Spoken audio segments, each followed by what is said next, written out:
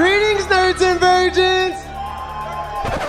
Oh my God, bro. Oh, hell no, man. What the fuck, man? This Get your ass on. What the f was Colby Covington doing last Saturday? And the same can be said about a few other fighters at UFC 296.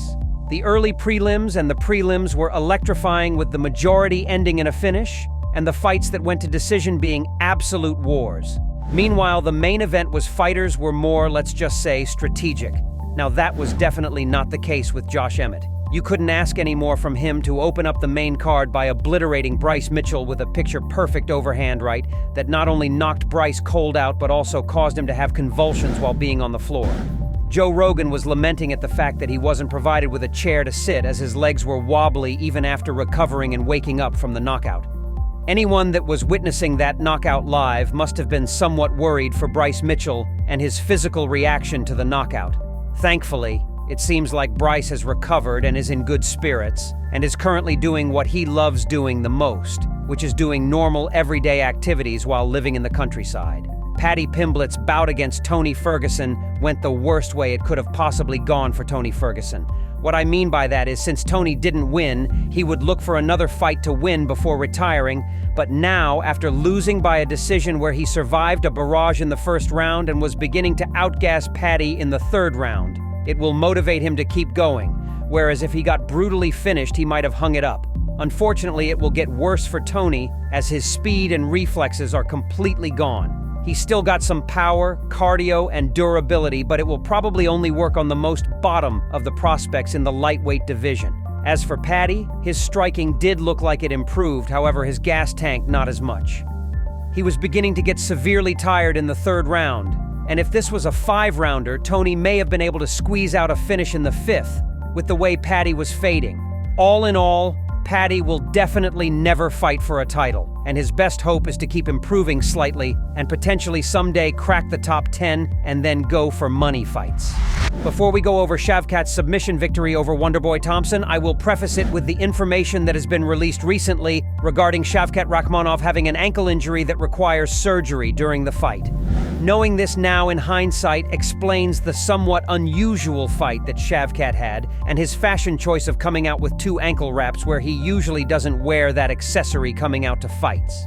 Yes, he finished his opponent as usual, but he didn't probe too much with the strikers the way he usually does in the first round. Obviously, Wonderboy is one of the greatest strikers the Division has ever seen, so having a stand-up fight with him wouldn't have been smart at all, and Shavkat showed off his fight IQ by implementing the game plan he had, but knowing his ankle was injured, it makes sense as to why he barely threw a single kick. Once again, Shavkat shines through in terms of his patience. He waits and sees what his opponent gives him and then takes the finish at the perfect time. Wonderboy defended himself extremely well, but with every new attack, Shavkat picked up on something from the previous exchange and, as a result, got further and further. I believe that had Shavkat been fully healthy, this would have been a much more dynamic fight in terms of mixing up the grappling with striking from Shavkat, but nevertheless adding another finish and a legend such as Wonderboy brings Shavkat closer to the title. As for Wonderboy, his title hopes are over, and since Colby called him out, I think it would be a good fight in terms of popularity that can get Wonderboy one more check before retiring. Alexandre Pantoya used his experience and toughness to carry him to his title defense.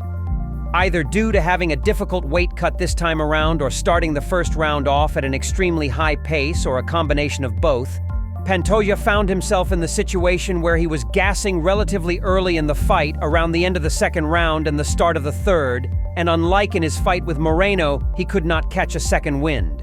However, relying on his grappling dominance and strength, every time Pantoja sensed he was in trouble, he would take Royval down and keep him there for a good period of the round. Royval made it somewhat easier by throwing long telegraphed kicks which Pantoja grabbed and used to transition to grappling. Yes, Pantoja was surviving to make it to the final bell, but Royval did not take advantage of that properly at all and would need to improve his takedown defense if he wants to have another shot in the future. If he was able to keep the fight standing, he would have surely outstruck and finished Pantoja, but Pantoja showed the experience and craftiness of a veteran and used the right strategy to keep his belt. The man has to feed his family after all. Now, of course, the best for last. The embarrassing performance of Colby Covington. He looked like he was walking through mud in the first 3 rounds. His takedown attempts were atrociously telegraphed, slow, and came from far away with no chain wrestling to follow either. He kept getting pressed by Leon on the feet instead of being the one applying pressure.